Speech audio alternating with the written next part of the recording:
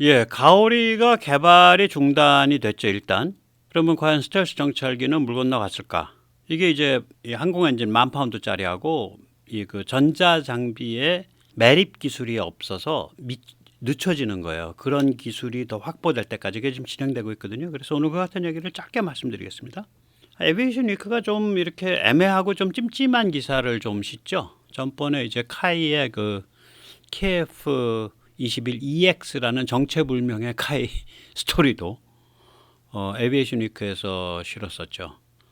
그건 저는 카이가 도리를 다한 게 아니다. 왜냐면 블락3가 어떻게 되는지를 먼저 밝혀놓고 그리고 나서 뭐 KF-21EX라고 부르던 KF-XX라고 부르던 그거에 대한 비전을 얘기를 해야 되는데 블락3를 뭉개놓고 그걸 끌어갖고 거기로 가버리니까 여기 뭐 하는 거야.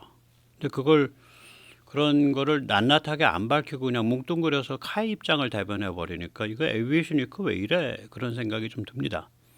요번에도 좀 그래요. 이 기사 제목이 뭐냐면 대한항공이 그러니까 가오리 스텔스 드론의 개발을 정지시켰다.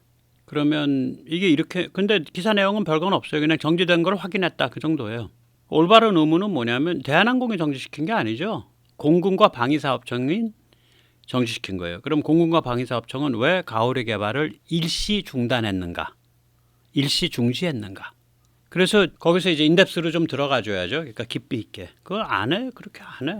그래서 좀 섭섭해요. 예, 에이비에이션 위크 좀 더 분발해서 예, 좀 더 깊은 걸 좀 다뤄주시기 바랍니다. 이 우리가 지금 개발하고자 하는 가오리는요, 작은 리틀 X47B입니다. 우리가 KF-21이 리틀 F-22죠, 리틀 랩터. 가오리는 리틀 X47B입니다. 이게 X47B죠. 예, 미 해군이 저기서 운영을 하고 있죠. 그래서 이 F-47B하고 오른쪽에는 가오리 그 사진이 저기 그 개념도거든요. 하고 똑같이 생겼잖아요. 예. 그래서 이제 이렇게 생긴 것들을 따로 이름이 있습니다. 그래서 오늘 그 같은 얘기를 그냥 개념부터 좀 바로 잡아가면서 말씀을 여쭈도록 하겠습니다. 먼저 세뇌 탈출 자유구독료 부탁 말씀 좀 올립니다. 아시다시피 세뇌 탈출은 광고가 잘 붙지 않습니다. 붙더라도 천천히 붙는 경향이 있습니다. 도와주시면 보다 좋은 컨텐츠로 찾아뵙는데 커다란 힘이 되겠습니다. 감사합니다. 처음에 가오리가 나왔을 때는 그림이 전익기였어요. 제가 이번에 조사를 해보니까 전익기예요. 그러니까 여기 중에 플라잉 윙이라고 돼 있는 거. 이 전익기랑 조금 다른 게 이제 위에 마른 목골 비슷하게 생긴 게 이게 연이라 그래서 카이트라 그럽니다. 정식 명칭이에요. 연. 근데 이제 연은 장점은 뭐냐면 이게 길이가 좀 길잖아요. 이렇게 마른 목골로 길쭉하게 생겼으니까. 그래서 길이가 긴 엔진 및 무기를 장착하기 편해요. 연은. 그런데 공기역학적 한계 때문에 기체 크기가 제한받습니다. 이거 지금 제 얘기가 아니라 노스록 그루만 거예요. 위에 그 오른쪽 마킹 그거 갖다가 제가 그냥 번역해서 막 쓴 거예요. 왼쪽 아래 예, 그 플라잉 윙. 네, 플라잉 윙. 이게 전익기죠. 이거는 무슨 문제가 있냐면 위아래 짭뚱해요. 좀 그렇잖아요. 그 가운데 부분이 요 길이의 한계에 의해서 날개 폭이 제한돼요. 그러니까 얘를 길게 가야 날개가 길어져. 그 다음에 공기역학적 특성이 좋아요. 얘는. 그 다음에 기체 균형 및 구조역학적 한계가 후퇴각을 제한해요. 이게 무슨 얘기냐? 뭐 예를 들어서 이렇게 날개가 이게 후퇴각인데 후퇴각이 이렇게 되면 이제 큰 거죠. 이게 후퇴각이 여기가 후퇴각이니까. 그 후퇴각을 작게 했으면 좋은데 그러면 점점 더 날개가 커지니까. 그러면은 이게 이 울렁울렁거리는 거라 날개가 그러겠죠. 그러니까 각을 잡아줘야지 딱. 그래서 후퇴각이 제한된다는 거예요. 후퇴각을 작게 하는데 제한이 있다는 거예요. 이 두 개의 장점을 엮은 거예요. 이걸 꺾인 연이라 그럽니다. 그러니까 앞으로 저도 조심할게요. 저도 이때까지 전익기란 표현을 잘 썼었는데 꺾인 연입니다. 그러니까 우리 가오리는 전익기가 아니에요. 그래서 어디 유튜버들이 그 전익기 무슨 스텔스 그래 놓으면 그 댓글에 달아주세요. 이거 꺾인 연, 크랭트 카이트다. 꺾인 연이다. 그래서 초기에는 전익기로 하다가 꺾인 연으로 이게 바뀐 거예요. 그래서 이거는 꺾인 연이 되면 당연히 그 연의 특징, 카이트의 특징이 그대로 오죠. 그래서 길이 각인 엔진 및 길이 각인 무기를 장착하기에 편하고, 그 다음에 전익기의 장점이 와요. 공기역학적 특징이 좋아요. 그 다음에 이게 한번 꺾어가지고 각을 잡아줬기 때문에 구조역학적 특징도 좋습니다. 그러니까 기체 안정성이 좋다는 거죠. 그 다음에 본체와 날개가 별개이기 때문에 기체 설계를 최적화하기가 좋아요. 뭐 그런 여러 가지 장점이 있다라고 노스트롭 그루만이 그렇게 써놨습니다. 그래서 이미 대한항공과 방사청이 그 방향으로 가고 있는 게 이제 대한항공의 CG에 나타나요. 직접 보시죠.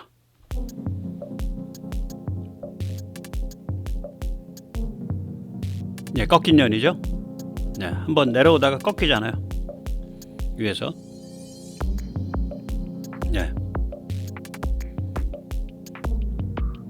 네, 꺾인 연이죠.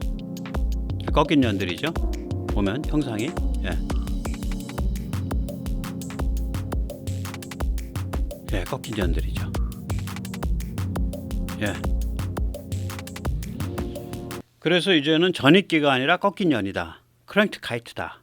이렇게 정확한 명칭을 써주시는 게 좋습니다.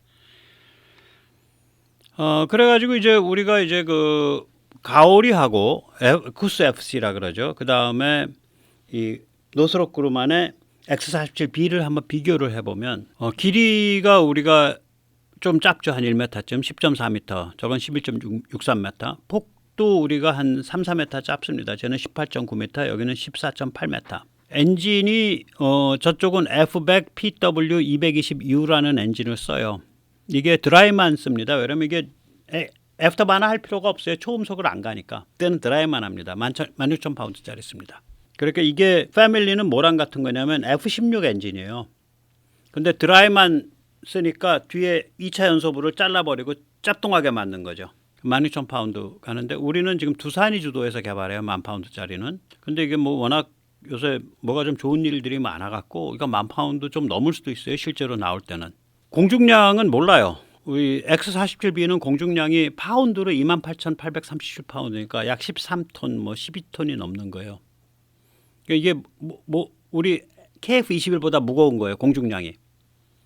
총중량이 44,500파운드니까 KF21보다 조금 무거운 거예요. 그러니까 X47B는 꽤 큰 비행기예요. KF21만큼의 중량과 공중량과 최대 이륙 중량이 나오는 애요. 얘가 KF21보다 조금 더 한 4, 5% 더. 최고 속도는 마하 0.9고요. 항속은 3,900km. KF21보다 한 900km 더 가는 거죠. 최대 고도는 12,800m. 최대 무장량이 무려 4,500파운드입니다. 저 뱃속에 넣는 게. 그러니까 2톤이 넘는다는 거죠. 4,500파운드면 2톤 정도 되는 거죠. 거의 넘진 않고.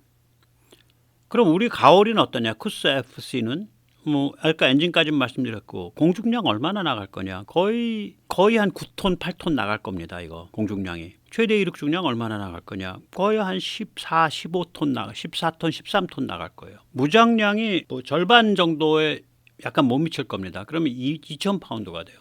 그럼 이거는 미사일 통제 체제에 직방으로 걸려요. 즉 굉장히 체급이 높은 고급 공중 드론이에요. 잠재적으로 무장을 900km 정도 할 수 있기 때문에 이 미사일 기술 통제 체제 MTCR에 걸리고 이건 개발용 엔진조차 수입이 불가능합니다. 그러니까 국산 엔진 개발 때까지 기둘려야 돼. 국산 엔진 개발 때까지 본체 개발을 더 진행할 수가 없어.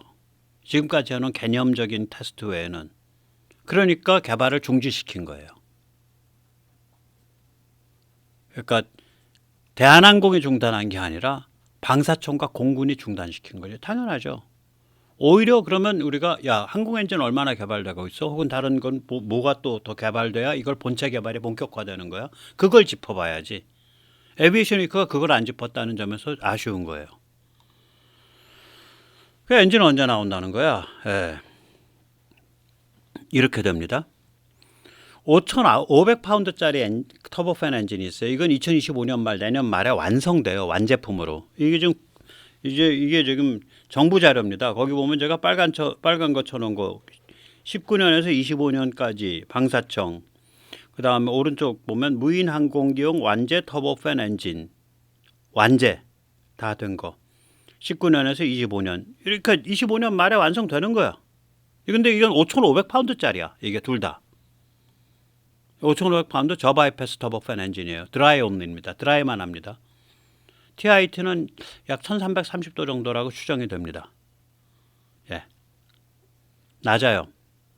드라이만 한다는 얘기 뭐냐면은 이거 초음속 안 간다는 얘기예요. 이거는 어디에 쓰는 거냐면 이제 무인 편대기 로얄 윙맨에 쓰는 건데, 그러면 이 로얄 윙맨 언제부터 본격화 개발하는데? 엔진 나온 다음부터 본격화되는 거지. 2026년부터. 그런데 얘는 먼저 엔진을 수입해서 수입 엔진으로 병행했어요. 무인 편대기는. 왜냐? 얘는 무장량이 안 크거든 그렇게. 그래서 우크라이나 엔진을 먼저 수입해가지고 수입 엔진으로 병행했습니다. 이게 무장량과 전략성이 낮아요. 무인 편대기는 아까 스텔스 가오리보다, 스텔스 정찰기보다. 그래서 수입 엔진을 가지고 기체 쪽 개발하고 엔진 개발이 병행된 거예요. 그런데 10,000파운드짜리는 게임이 다르다고요. 이건 엔진이 2027년 말에 완성됩니다. 전략성이 높고 무장량이 커서 기체 개발용 엔진조차 수입을 못해요. 이거는. 그러니까 개발이 브레이크가 걸린 거예요. 본체 개발이, 기체 개발이. 당연하죠. 걸어야죠.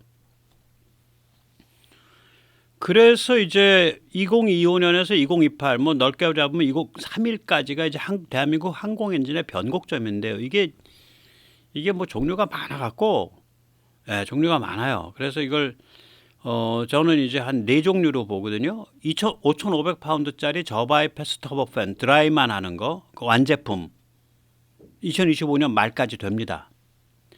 10,000파운드 고바이패스 터보팬 드라이만 하는 거 완제품 2027년 말까지 됩니다. 이건 뭐에 쓰냐? 스텔스 정찰기 가오리라 그러고도 하고 쿠스 FC라고도 하고. 그러면 엔진이 2027년 말까지 되면 가오리는 언제 나오는데 2029년, 2030년에 나오는 거죠. 그 다음에 우리 무아브 있잖아요. 지금 그 날개 긴 거 장기체공형. 얘가 1400마력 터보프롭을 얘 쓰려고 하는데 이 완제품 언제 나오냐? 놀라지 마십시오. 상당히 늦습니다. 2028년 말에야 완제 인증까지 떨어집니다. 그럼 지금 날아가는 건 뭐야? 그 프레드 위튼입니다. 프레드 위튼이 캐나다 거 써요. 야, 그건 엔진 어떻게 수입했어? 정찰형이니까. 그래서 국산 그 터보프롭이 만들어지기 전까지는 우리 무장형을 못 만들어요. 그리고 무장형은 만들어도 수출을 못 해요. 정찰형은 수출할 수 있어요. 미국이 수출하는 MQ-9 이쪽이 리퍼 MQ-9 쪽이 이거가 전부 정찰형입니다. 그래서 뭐 씨 가디언 뭐 그런 것들이에요. 바다 이렇게 정찰하고 이런 것들이에요. 네, 그렇습니다. 그러니까 우리가 정찰형이기 때문에 프레드 위튼이 캐나다의 엔진을 쓰는 거예요. 무장형은 우리가 그걸 못 써요. 그러니까 우리가 이걸 2028년 말까지 무장형을 만들 수 있는 터보프롭 엔진이 개발이 돼서 그걸로 무장형을 딱 만들기 시작하는 순간 이거 무시무시해지죠. 한 200-300km 바깥에 내다보는 애인데 장기 채공하면서 살벌한 겁니다. 그 다음에 2031년 말까지 15,000파운드에서 18,000파운드 터보팬, 이거는 전투기에 쓸 수 있는 거예요. 그래서 드라이랑 애프터버너 둘 다 들어와요. 핵심 기술 33개 중에 29개가 완성됩니다. 2031년 말까지. 아마 33개 다 완성될 거예요. 이거는 무인 전투기 KF-21에 되는 건데 여기 몇 가지 주의할 점이 있습니다.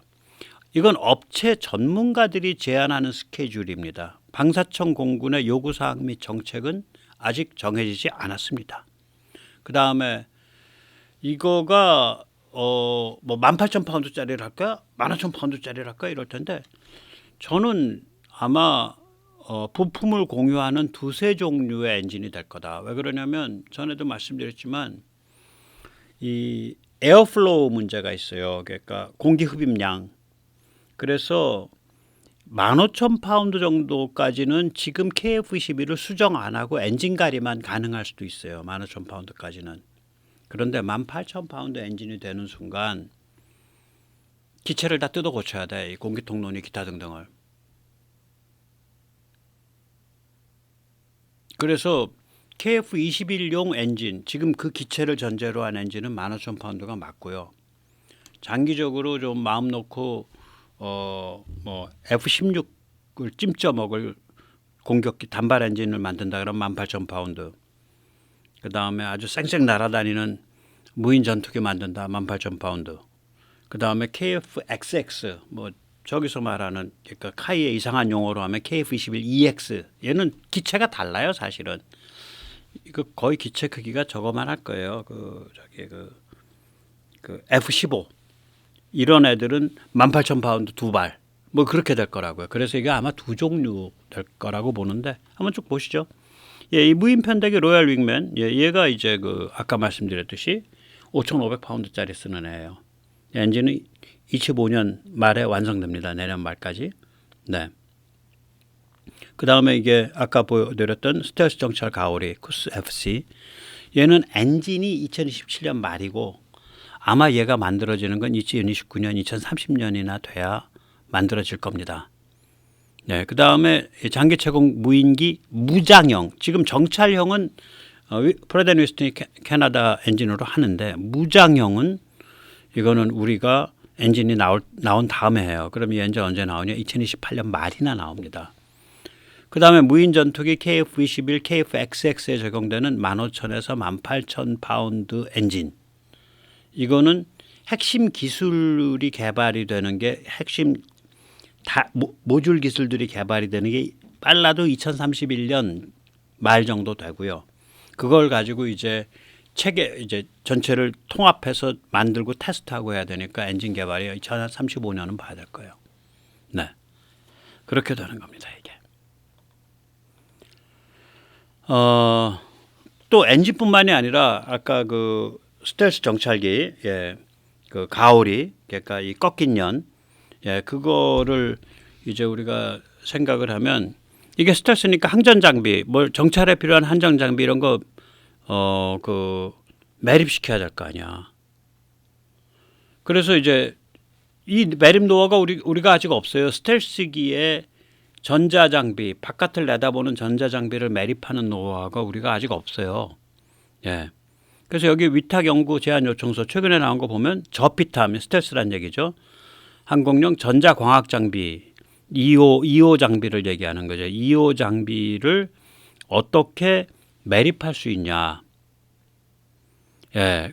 그런데 그 매립하는 건 당장 뭐 물건을 만드는 게 아니라 매립을 어떻게 하면 되지를 그 방법을 찾아내는 방법론을 연구하는 게 아니 세상에 2026년 10월까지입니다. 지금부터 시작해서 올해 말 내년 1월 달에 시작을 해서 그러니까 보면 최적화 해석 기법 연구, 알고리즘 조사, 뭐 해석 연동 기법 개발, 연동 기법 검증, 해석 최적화 해석 기법 개발, 광투과 및 RF 신호에 대한 반사 투과 요구도에 따라 최적화된 계산 방법 찾아내기 뭐 이런 거요.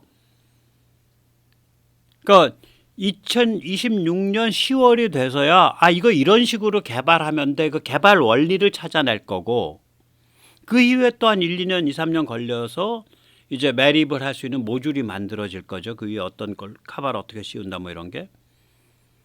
근데 이거는 2호를 한다는 얘기는 적외선도 한다는 얘기라고 저는 해석해요. 왜 그러면 우리가 2호라 그러면 보통 가시광선 대역을 얘기하거든요. 전자광학은. 근데 가시광선 대역 바로 옆이 근적외선, 근적외선에서 조금 더 벗어나면 원적외선, 원적외선에서 조금 더 벗어나면은 아니요 중적외선, 중적외선에서 조금 더 벗어나면 원적외선이잖아요. 그러니까 얘가 우리 가시광선 스펙트럼 바로 옆이에요. 적외선이. 그러니까 가시광선을 기체에 매립된 렌즈가 가시광선을 볼 수 있다는 얘기는 기체에 매립된 렌즈가 적외선도 볼 수 있다라고 저는 해석이 돼요. 그러니까 이런 종류의 센서를 어떻게 스텔스 기체의 표면 아래에 넣을 수 있냐. 그러면 그 기술을 개발하기 위한 원리적 방법론이 뭐냐. 그걸 2026년 10월까지 하는 거예요. 이런 게 돼 있어야 스텔스 무인 정찰기를 할 거 아니에요. 거기다가 저기 전자광학 장비나 적외선 장비를 그 표면 안쪽으로 밀어 넣어야 되니까 매립해야 되니까. 그리고 이 기술은 KF-21 블록 3에도 고스란히 사용되는 기술이에요. 자, 그럼 여기서 이제 성질 급한 분은 아이씨 여기까지밖에 안 왔어. 좀 빨리빨리 하지. 빨리빨리 하지. 돈 좀 콱콱 봐갖고 빨리 하지. 그 조바심 낼 일 하나도 없습니다. 감탄할 일입니다. 왜냐? 지금 이 영역은요. 최첨단 군사기술 영역이에요. 아니 대한민국이 거기 진입해서 쾌속 질주하고 있다고요. 그냥 제 손바닥 장지게요. 서방에서요. 이렇게 풀세트로 고급 항공 공중드론 만든다는 나라 미국 제외하고 나와보라 그래요. 없어요. 이런 풀세트 없습니다. 무인 전투기, 이거 꺾인 년 스텔스 정찰기, 장기 채공, 무하브, 그 다음에 로얄 윙맨 무인 편대기, AAV인가 뭐 그러죠. 또 저기 뭐야 그 미끼, 그 미국에서 쓰는 MALD 같은 거 미끼. 이런 식으로 풀세트로 고급 공중드론 만들겠다는 나라 없어요. 한두 개는 있어도 어떤 나라가 당연히 없죠. 그렇게까지 고민 안 해도 먹고 살 수 있으니까. 그런 국가 의지가 없죠. 자주국방에 대한 절실함이 없죠. 없습니다. 그러니까 이게 최첨단 기술 영역이에요. 우리는 그걸 해야지. 그래야 중국 애들이 그걸 하고 있기 때문에 이런 무기는 MTCR 때문에 또 미국이 자기들 나름대로 긴장 수위 관리한다고 직접 미국 무기를 우리한테 안 파니까 우린 이걸 해놔야 중국이랑 뭐 이렇게 쳐다볼 수가 있을 거 아니에요. 너 우리 팔래? 그럼 네가 패면 나 죽는데. 근데 너도 뭐 거의 죽다시피 해. 특히 그 너희 특권층 오골오골 모여 살고 뭐 잘 나가는 데는 너희도 죽는 거야. 뭐 그래야 그다음에 말이 될 거 아니에요. 험한 애들인데. 우리는 할 수밖에 없다고. 그래서 이게 조바심 낼 일이 아니라 감탄할 일이에요. 저 영역으로 우리가 진입하고 있다는 사실에 대해서. 그럼 우리가 저 영역으로 진입을 하려면 일단 힘이 있어야겠죠. 우리 경제력이 있어야 되고 점천후 첨단 제조업이 있어야겠죠. 뭐 반도체에서부터 쭉. 그 다음에 이런 거를 하겠다고 딱 덤볐을 때 R&D가 역량이 갖춰져 있어야 될 거 아니에요. 이 기반이 돼 있는 거예요. 수출공업하고 뭐 민수산업 하면서. 그래서 역량과 여건이 충분히 성숙해 있으니까 아니 반도체가 세계 1위고 어떤 한 분야에서는 조선이 세계 1위고 자동차가 세계 3번째 회사가 있고 뭐 그거랑 연관된 줄줄이 제조업이 다 발달해 있는데 R&D 다 발달해 있고 그러니까 그냥 적용하면 퍽 가는 거예요. 적용하면 의외로 순조롭게 가는 겁니다. 돈 작게 들이고 그래서 갈 수 있는 거예요. 그 다음에 이제 우리가 이제 눈에 안 보이는 게 뭐냐면 미국의 입장 변화입니다. K 무기에 관한 안 말린다, 연동한다, 함께한다. 이건 기억해 두세요. 비핵 무기라면 최첨단 극강 무기라도 개발 안 말려. 뭐 은근히 밀어줄 수도 있어. 사실은 은근히 밀어주는 게 많아요. 왜 이런 영역 들어가면요. 핵심적인 부품들 소리 소문 없이 수입해야 돼. 그러면 이게 코에 걸면 코걸이, 귀에 걸면 귀걸이라고 미국이 문 닫아 걸면 수입이 안 돼. 수입해 하고 이렇게 통과하고 있는 거예요. 안 말리는 거라고 이게. 두 번째는 연동하다죠. 미국 위성이랑 실시간 연동하는 나라 위성 있으면 나와보라 그래요. 없어요. 우리밖에. 위성 그런 거 데이터 연동하려고 미 우주군이 파견돼 있는 나라 있으면 나와보라 그래요. 없어요. 우리밖에 파병 안 돼 있어요. 이 얘기 뭐냐? 미국의 ISR TNS 그러니까 감시 정찰 정보 타겟팅 네트워크 위성 이게 우리랑 연동을 미국이 하고 있는 거라고요. 연동을 시작하는 거예요. 본격적으로. 이 정도 연동을 해주니까 당연히 전술 데이터 링크 연동하죠. 우리 K링크. 실시간 연동 될 거라고요. 아마 깊게 제대로 연동될 겁니다. 그 다음 미국이 우리랑 함께 한다. 뭐 이번에 하나오션 뭐 MRO 받아오잖아. 그 다음에 LIG 넥슨 비공 팔잖아. 그다음 도미니카 같은데 미국이 야 그 FA50 좀 사봐. 그러니까 또 폴란드 FA50 좀 사봐. 병풍 서주잖아. 그래서 K 무기 및 MRO 서비스를 미국이 함께 개발하거나 구매하고 병풍을 서주는 거예요. 함께 한다. 이런 일들이 우리 K 무기가 지금 때를 만나게 된 기본 백그라운드입니다, 이게. 예, 오늘 여기까지 모시겠습니다. 감사합니다.